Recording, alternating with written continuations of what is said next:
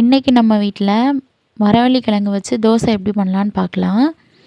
இந்த தோசை செய்கிறதுக்கு தேவையான பொருட்கள் என்னென்னா, ஒரு சுண்ட அரிசி, 100 கடலைப்பருப்பு, 50 உளுத்தம்பருப்பு, சோம்பு 20-25 மல்லி, பட்டை மிளகா 10, உப்பு 25, கிழங்கு இவ்வளவுதான்.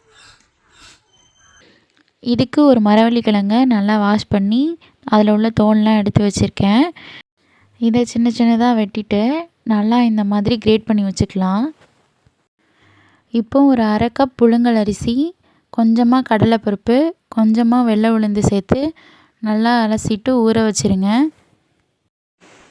சோம்பு, பட்டை மிளகா, வெங்காயம், மஞ்சத்தூள், உப்பு இதெல்லாம் என்ன பண்ணோம்? அதுதான் அரைச்சி அப்புறம் சுட வேண்டியதுதான். இப்போ ஒரு மிக்ஸி ஜாரில் நம்ம ஊற வச்சுருந்த அரிசி, பருப்பு, உளுந்து, ஒரு 5-6 பட்டை மிளகாய் போட்டு அரைச்சி எடுத்துட்டு நம்ம சீவி வச்சுருக்க கிழங்கையும் சேர்த்து நல்லா அரைச்சி எடுத்துக்கலாம்.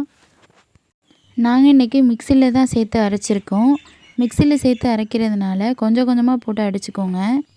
கடைசி பேட்ச் அடிக்கும்போது அதில் கொஞ்சமாக சோம்பு, உப்பு போட்டு நல்லா அடித்து எடுத்துக்கோங்க.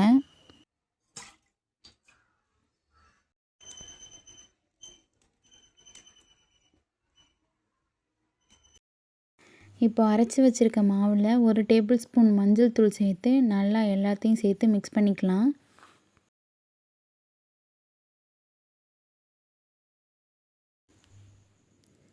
நல்லா இந்த அளவுக்கு கலந்ததுக்கப்புறம் ஒரு 2 பெரிய வெங்காயத்தை நல்லா பொடியாக நறுக்கி வச்சுருக்கேன்.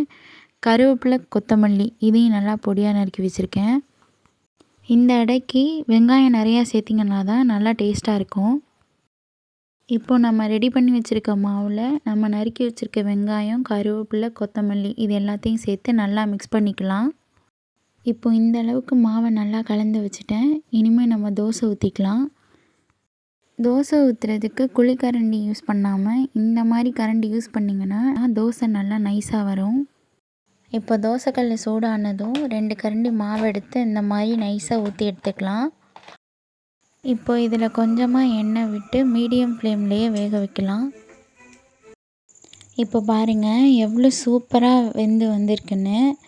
இப்போ அடுத்த பக்கம் திருப்பி வேக வச்சுக்கலாம். அவ்வளோதான். இப்போ நல்லா சுட சுட நம்மளோட கிழங்கு தோசை ரெடி.